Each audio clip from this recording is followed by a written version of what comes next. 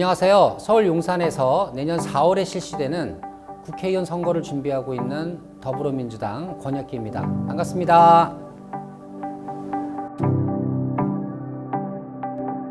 국민들의 뜻을 어떻게 정치에 잘 반영하는가가 가장 중요한 요소라고 생각을 합니다. 국민들은 이제 국민들의 목소리를 잘 새겨듣고 삶의 현실이 반영된 정책 수립과 정치를 원합니다. 민주당과 국회, 정부와 청와대에서 제가 맡았던 영역은 바로 언로의 창구였습니다. 22년 동안 숙련된 저의 화려한 경력으로 민심을 정치에 신속하게 반영하는 소통과 공감의 정치를 펼칠 훈련이 저는 잘 되어 있다고 생각을 합니다.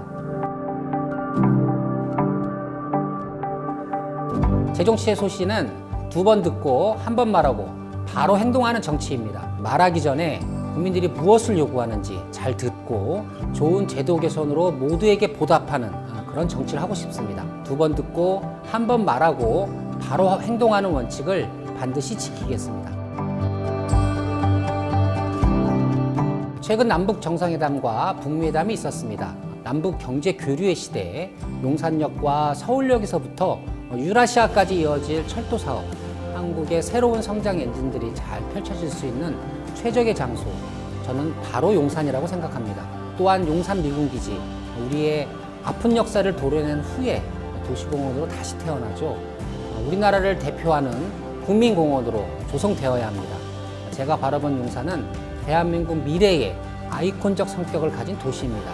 저는 용산이 한국 성장의 역사를 새로 쓸 수 있을 것이라고 믿습니다.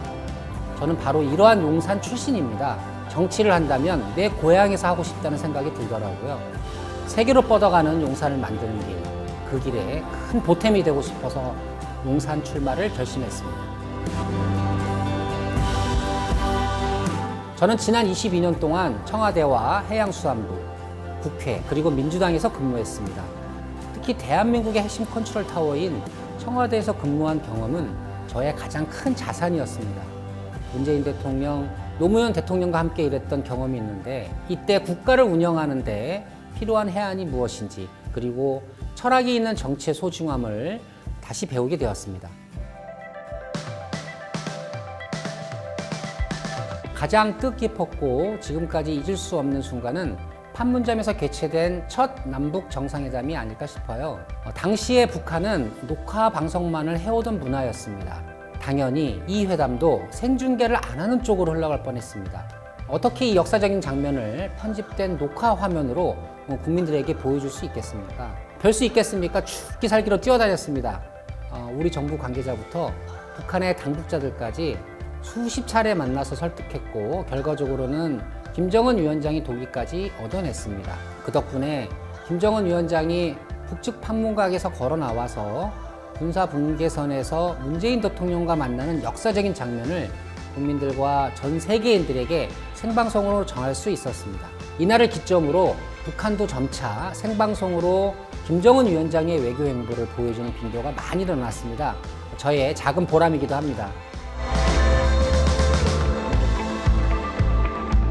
정치인으로서 국민들의 인정을 받기 전에 딸과 아내에게 인정받는 것도 중요하다고 생각을 했어요.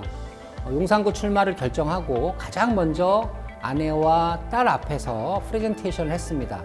가장 가까운 사람들에게 왜 정치를 하려고 하는 것인지, 왜 용산인지를 인정받는 것이 권혁기 정치의 시발점이라고 생각했습니다.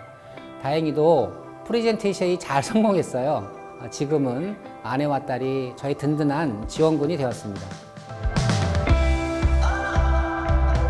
자넨 싱싱한 추진력이 최고의 강점이야. 용산구에서 만난 주민들이 저에게 해주신 말씀이에요. 젊은 정치인인 만큼 앞으로 저의 행보를 기대하고 계신 것 같았습니다. 주민들의 목소리를 대변하고 정부와의 연결고리 역할도 충실히 해나갈 생각입니다.